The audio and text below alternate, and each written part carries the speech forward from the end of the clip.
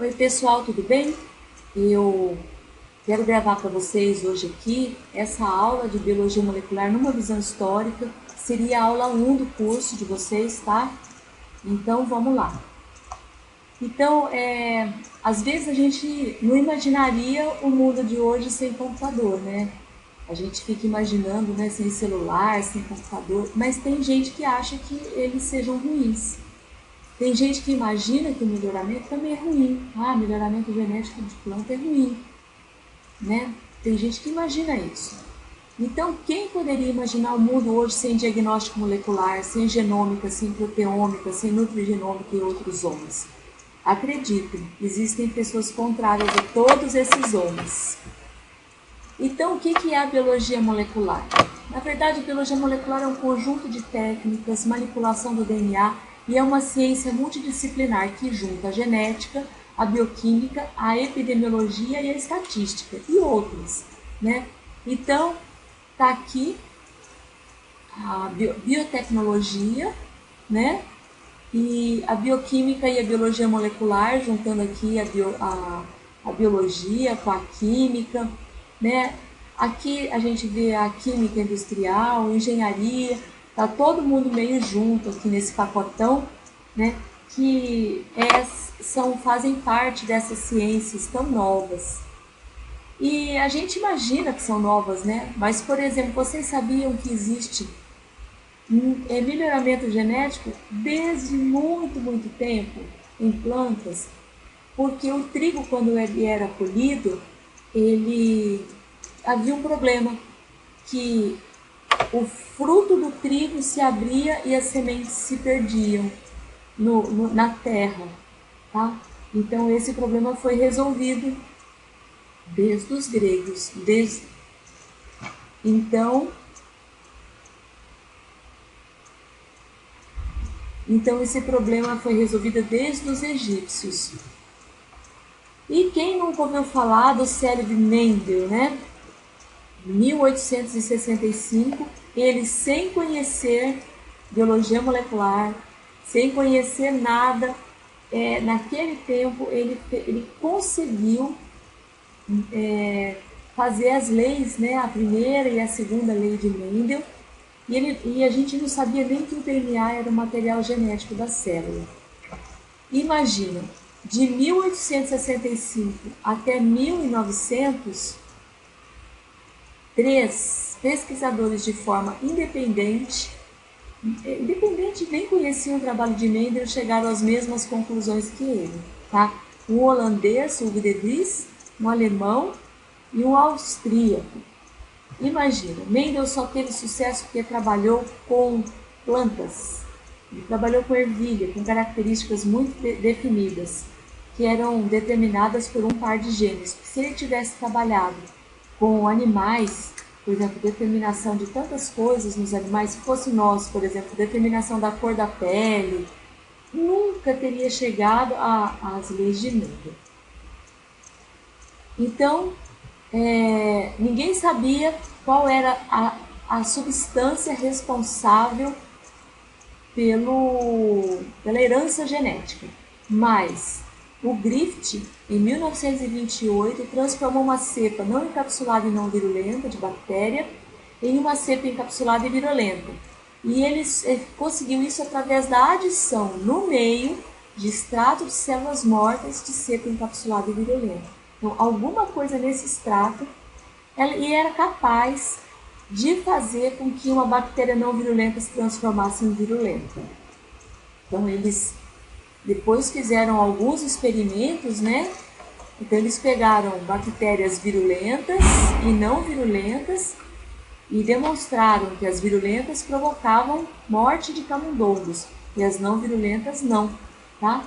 E que mesmo após o aquecimento e as bactérias, no aquecimento as bactérias morriam e elas não matavam o camundongo, mas quando elas eram aquecidas e adicionadas a um meio de cultura, elas transmitiam a capacidade, mesmo mortas, para bactérias não virulentas e fazia a morte dos camundongos, tá? Então alguma coisa acontecia ali. Ele, na verdade, ele fez uma transformação, né? Mas quem seria essa molécula responsável pela vida? Então, a primeira candidata eram as proteínas. Todo mundo achava que as proteínas eram responsáveis pelas características hereditárias. Aí testaram para ver se eram as proteínas, sem sucesso. Aí testaram carboidratos, gorduras, RNA e finalmente DNA. E após 10 anos, um grupo, né, de pesquisadores isolaram a substância transformante. Foi uma grande surpresa quando verificaram que se tratavam do DNA. Uma molécula sem graça, uma molécula sonsa, né? Que era repetitiva, tão mais bonita a proteína, mas não era proteína não, era DNA. É que na verdade não se conhecia nada dessa molécula e hoje ainda conhecemos pouco. Bom, passando aqui, né? Eles isolaram a substância transformante, tá? Que era o DNA. E foi muito difícil para a comunidade científica aceitar que uma molécula desse tipo era responsável pela informação genética. Aí começou-se a corrida por entender como é que era a estrutura do DNA. Em 1950, o Linus Pauling, que é aquele que propôs a estrutura em alfa-hélice com a proteína, propôs que o DNA era uma tripla hélice, eram 3 cadeias helicoidais entrelaçadas. E sem sucesso, porque o DNA não é uma tripla hélice, é uma dupla hélice, né? Mas a Rosalind Franklin, em 1952, ela fez um trabalho interessante que ajudou muito a decifrar a estrutura do DNA. Ela trabalhava com difração de raio-x do DNA e obtinha essas figuras. E essa figura era sugestiva de hélice. Então, para quem não está enxergando, que é uma estrutura sugestiva de hélice, compare com o desenho, né, e vocês vão ver, né, a lateral aqui, né, que são as extremidades da cadeia fosfodiéster, e aqui a parte interna do eixo do açúcar e bases nitrogenadas aqui, formando essa estrutura de hélice. E, ao mesmo tempo, um outro pesquisador chamado Chargaff, ele percebeu que a quantidade de A era sempre igual à quantidade de T e a quantidade de C era igual à de G, sugerindo que havia uma ligação entre A e T e C e G. Então, isso tudo foi ajudando a entender um pouquinho melhor como funcionava o DNA. Vou falar um pouquinho da história da Rosalind Franklin, porque é uma figura pouco conhecida e a identidade dela foi resgatada 50 anos depois da descoberta da dupla fita. Ela era mulher, né? Morreu aos 37 anos com câncer de ovário, trabalhava com difração de raio-x, provavelmente o uso da radiação alterou a saúde dela. Ela era de uma família judia de classe média alta, trabalhou com cristalografia em Paris. E em Paris, ela era uma pesquisadora e respeitada. Acontece que ela assumiu um posto no King's College de Londres e era uma universidade machista, em 1951. Então ela saiu de Paris, cidade de luz, para ir para Londres, a terra da rainha, né? E lá ela teve muitas dificuldades. E ela obteve essas imagens de DNA de excelente qualidade. Outra pessoa que também teve um papel na descoberta da dupla fita foi o Maurice Wilkins, do King's College de Londres. Ele trabalhou com a Rosalind Franklin em Londres e trabalhou também no Projeto Manhattan. Para quem não sabe, o Projeto Manhattan é um projeto da bomba atômica. Ele presidiu a Sociedade Britânica para a Responsabilidade Social em Ciências, depois que ele ficou muito arrependido do projeto da bomba atômica, e mostrou, sem permissão de Rosalind, a imagem de cristalografia, porque ele era um colega dela. Essa imagem da Rosalind Franklin, essa imagem aqui, foi mostrada a nada mais, nada menos do que o Sr. Watson. O Watson do Watson Crick, os descobridores da dupla fita. Então, aqui eu coloco para vocês uma questão ética importante, tá? Para a gente pensar um pouquinho. Então, em 1953, o Watson e Crick construíram um modelo que poderia explicar a dupla hélice. Aqui o Watson, bem jovem, geneticista norte-americano, e aqui Crick, falecido não há muito tempo, um físico inglês. E eles montaram aqui, né? Dizem que o Watson montou e o Crick conferiu. E aqui o modelo mais detalhado, que saiu na publicação da Nature, não há muito tempo, né? Quando houve os 50 anos da dupla hélice.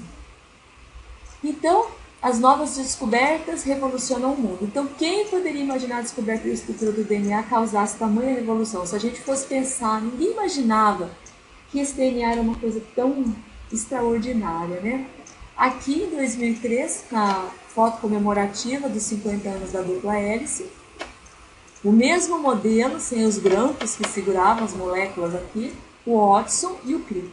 Dizem que o Watson é um gênio difícil, né? Até hoje ele trabalha, diz que só consegue ficar com ele pessoas que, assim, tem muita paciência, diz que ele é muito difícil de lidar, né? Bom, e em 1961 descobriram o Código de Nuremberg, né? De Nuremberg, na verdade. As trincas dando os aminoácidos, né? E o que se percebe, principalmente por esse tipo de figura, é que na trinca a coisa mais importante é a primeira base, a segunda e depois só a terceira. Para vocês terem uma ideia, olha só, tem aminoácidos que podem ser trocados na terceira letra que não alteram absolutamente o aminoácido formal, tá? Aqui na treonina, por exemplo, pode ter uma mutação de T para C, de C para A, de T para G, de G para A. Todas as possibilidades aqui continuam sendo a treonina. Tá? E a gente tem outros casos aqui também. Tá? Enquanto que, se a mutação acontecer aqui na primeira base da trinca, a gente realmente vai ter um problema de mutação de um aminoácido para outro. Então, só para fazer um paralelo aqui, né, até a gente teve primeiro o mapa genético, depois a demonstração da transformação, depois entrou a genética microbiológica, depois a genética molecular, depois a manipulação genética, e nós estamos agora na era dos omas, né? Vários omas. Em 1953, houve a descoberta da dupla hélice. E depois, em seguida, em 1970, já se descobriram as enzimas de restrição, tá? Que são as ferramentas que conseguem fazer copy, que conseguem fazer recortes no DNA. Isso aconteceu no laboratório do Hamilton Smith, que ficou muito conhecido, ele montou depois uma empresa de biotecnologia. Foi isolada a enzima de restrição de uma bactéria, e as bactérias produzem naturalmente as enzimas de restrição, né? Elas cortam o DNA viral em fragmentos. Olha que bonitinho, aqui tem o vírus inserindo o seu genoma, aqui DNA mesmo, numa bactéria. Então, o que a bactéria faz? Ela metila o seu genoma para poder clivar o genoma do vírus. Tá? Então, sabendo disso, em 1973, esse Herbert Boyer, junto com Stanley Cohen, né, eles, um da Universidade da Califórnia, tá, e o outro da Universidade de Stanford, abriram um caminho para a construção de DNA recombinante. Eles ficaram muito famosos e muito conhecidos.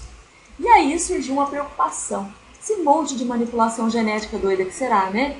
Será que vai dar problema isso?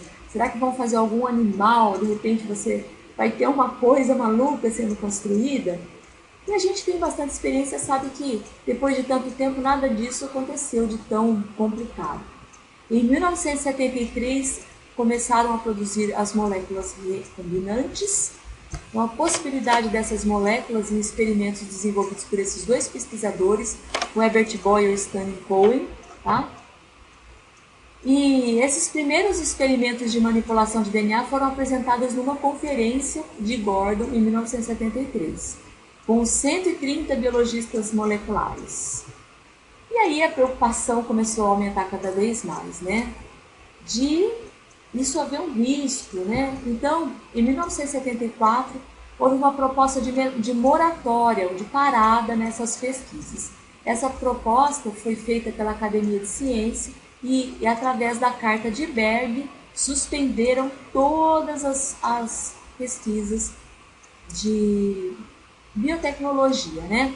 Em 1975 houve uma conferência, né, de Asilomar, e a moratória foi substituída por normas de segurança, tá? E após várias décadas de manipulação genética até agora, nenhum acidente grave comprometeu a saúde da população ou de pesquisadores, tá? Em seguida, o Dr. Mullis, em 1983, desenvolveu uma técnica muito importante, que foi a técnica da reação em cadeia da polimerase, a PCR. Para vocês terem uma ideia como não se deu valor nenhum nisso, esse artigo dessa técnica, que é uma das técnicas mais importantes da biologia molecular, foi recusada pela revista Nature e pela revista Science. E em 1993, 10 anos depois, ele recebeu o Prêmio Nobel de Química pela descoberta dele. E em 1986 já começou a utilização de testes de DNA para a solução de crimes. Em 1983, houve na Inglaterra um caso de violência sexual seguida de morte de uma menina chamada Linda, com 15 anos na Inglaterra. E esse crime chocou a população e os governos, né? Então, foi recolhido sêmen, fruto do estupro, né? E foi feito o perfil genético e tipo sanguíneo. E depois, em 1986, né, houve um outro caso de uma outra garota que foi assassinada após violência sexual. E aí já se tinha recolhido, né, o material genético das duas garotas e se fez um teste com 5.000 homens da cidade vizinha. Foi um teste para todo mundo, sem resultados. Até que o padeiro local estava se gabando de que alguém tinha feito o exame de sangue no lugar dele. Aí foi confirmado que ele havia sido responsável pelos dois casos. Aqui, né, essa notícia, né, do indivíduo que fez o assassinato, tá? E hoje, né, nós estamos na era dos genomas, né? Então, de 1865, Mendel, 1989, 2000, né, surgiu o projeto Genoma Humano, né? E esse projeto Genoma ele foi comandado pelo Departamento de Energia e Indústrias Farmacêuticas. E também pela Celera Genomics, além do governo americano, né, pela Celera Genomics, e também várias empresas da indústria farmacêutica. Tá? Aqui é uma imagem da Celera Genomics, só trabalharam 30 pessoas, muitos brasileiros inclusive, porque o Brasil forma bons técnicos em genômica, biologia molecular, tá? E muito se questionou a respeito de que eles descobriam as sequências do genoma e não lançavam no banco de dados internacionais, tá? Do NCBI. Guardavam as sequências interessantes para a indústria farmacêutica explorar. Isso foi altamente condenado, até que o Brasil entrou com os genomas brasileiros e derrubou essa questão toda, tá? Os custos foram elevados, né? Então apenas o governo americano gastou 2,2 bilhões de dólares em 10 anos e a Celera Genomics 900 milhões de dólares em um ano. Para vocês terem uma ideia, um genoma completo hoje pode ser feito na faixa de mais ou menos 5.000 reais apenas. Para vocês terem uma ideia de como barateou o custo disso. E o genoma, então, é um conjunto de cromossomos que contém toda a informação genética do indivíduo. São 3 bilhões de bases de DNA e aproximadamente 5% é transcrito em genes. Isso, mais ou menos 30.000 genes. Aí chegou-se a um tempo que achava que era de 30.000 a 120.000, hoje está mais ou menos de 25.000 a 30.000. E tem muitas mutações ou polimorfismos presentes também nesse genoma, 1 a cada 1.000 bases. E essas sequências estão todas abrigadas no site do NCBI, tá? Então, fica a pergunta. Se 100% do genoma está sequenciado, então o que falta? Então falta muita coisa. Na verdade, falta tanto, quanto mais a gente sabe, menos a gente conhece, né? O mapa físico, que é o mapa de ligação, nós estamos muito perto dele já. O mapa genético, para saber qual a real distância entre os genes, porque muitas regiões do genoma são repetitivas, então fica difícil da gente saber a real distância por sequenciamento, tá? A gente conhece poucos genes, não muitos, e muitas sequências são genes, mas o que elas produzem? Levando em conta que existe splicing alternativo, ainda mais. E qual é a interação entre os genes? Então a gente não sabe tudo, né? Aqui uma imagem do NCBI, aqui tantas coisas que se tem, né, que se pode fazer, né? Aqui também a gente pode pedir a sequência de um gene, ele dá pra gente isso. Aqui tem livros, tem tudo, né? Vou mostrar para vocês como é que a gente faz, né? É bem difícil trabalhar dentro desse site, ele é enorme, ele dá todos os genes, tá? E esse projeto gerou muitos benefícios, ele equipou laboratórios, tá? Ele trouxe novas tecnologias, tá? Hoje a gente tem chips de DNA ou de RNA também, para fazer droga-terapia, diagnóstico, terapia gênica, tá? E hoje a gente tem vários genomas completos já, o genoma da mosca da fruta, o genoma humano, né, que eu falei, o genoma do nematóide, da levedura, do rato. Então tem vários genomas já prontos, isso é uma coisa maravilhosa. Além disso, de várias questões outras, né? O genoma do amarelinho, que é uma doença que afeta a laranja, genoma da cana-de-açúcar, genoma da bactéria Xanthomonas citri, que ataca a laranja também, e genoma câncer, são genomas brasileiros, todos esses que eu estou citando aqui, tá? São genomas que foram coordenados pela FAPESP, que é a Fundação de Apoio à Pesquisa no Estado de São Paulo. Tem genoma do boi, genoma do café, genoma funcional e assim por diante, né? E a gente tem poucas diferenças de genoma. Se a gente for ver a quantidade de genes, ó, o homem de 22 mil genes, o chimpanzé tem só 1,2% de diferença com o humano, né? Olha, o cachorro, 19.300 genes. A mosca, 13.600 genes. Então a gente fica pensando, né? Quanto que eu sou parecida com uma levedura ou um nematóide, né? Quanto que eu sou parecida com Arabidopsis, que é uma plantinha que foi muito bem estudada, tem 25 mil genes. Tá? Então é bem complicado isso. A mesma quantidade de genes no homem tem no zebrafish. E o que faz um ovo de mosca da mosca e um ovo de humano da humano se nós somos tão parecidos? Então são processos de desenvolvimento embrionário, não somente o que está lá escrito no genoma, mas a hierarquia dessa atividade gênica, né? E essa destinação de células que vão se tornar alguma coisa, tá? Depois, em 1997, a gente teve o primeiro mamífero clonado, que foi a Dolly, e depois se viu que a Dolly tinha perda de telômero, né?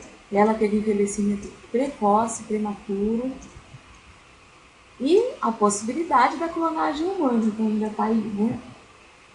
Então, várias questões éticas são colocadas. O clone teria alma? Quem seria o pai do clone, né? Responsabilidade civil em relação ao clone. Personalidade seria igual ao doador? Ou será que quem dá a personalidade seria uma alma que habita esse corpo? Então, tudo isso suscita nas pessoas várias dúvidas. Aí existem questões bioéticas que são colocadas.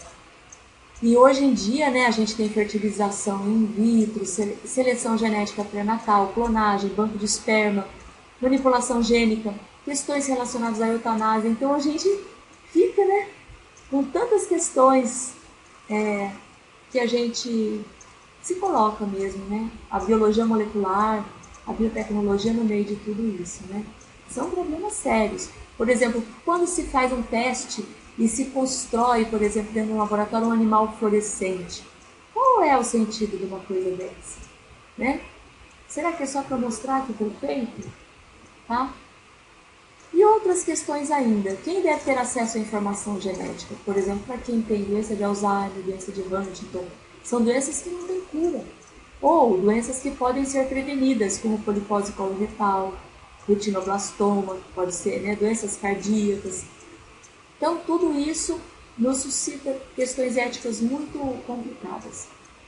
Saiu uma vez na Folha de São Paulo uma história tão interessante que envolveu 3 gerações de um teste genético da doença de Huntington. E eu gostaria que vocês procurassem online, tem Folha de São Paulo, no dia 1º de novembro de 2009.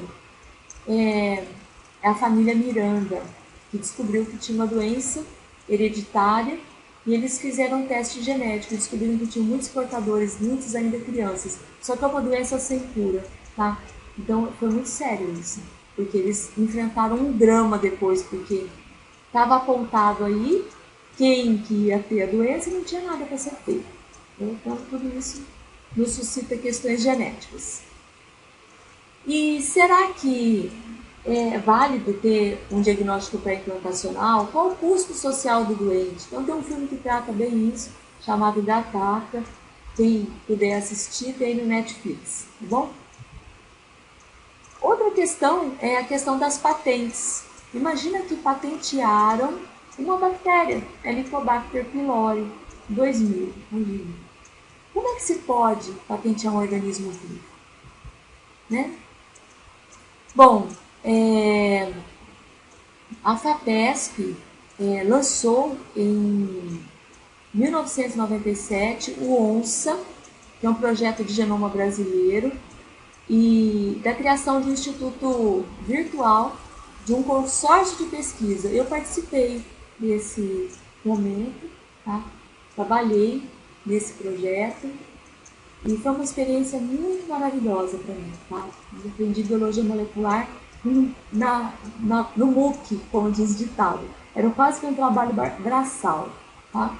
O genoma humano do câncer também trabalhei, tá? Foi maravilhoso. E o genoma clínico, lançado em 2001, também participei. Aí o meu foi o genoma clínico do câncer de cabeça e pescoço.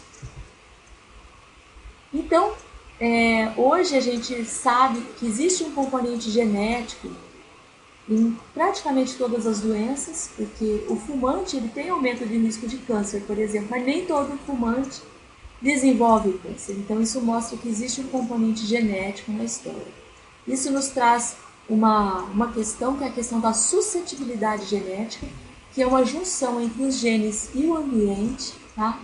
Essa suscetibilidade ela é individual, então dessa população tem pessoas que mesmo expostas à poluição, algumas vão desenvolver doenças, outras não vão desenvolver.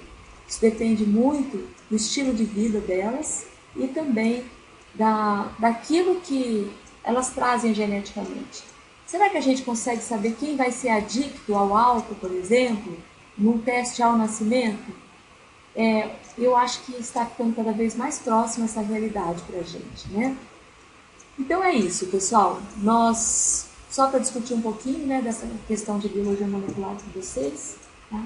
Estamos avançando rapidamente e cada vez mais nós vamos saber quem será o melhor atleta, quem pode tomar determinados medicamentos, quem pode tomar mais ou menos sol, como é que a gente faz para evitar envelhecimento, a questão dos alimentos, das intolerâncias alimentares, exposição a poluentes, etc. Tá? Então eu vou deixar para vocês um beijo aqui. Tchau, gente!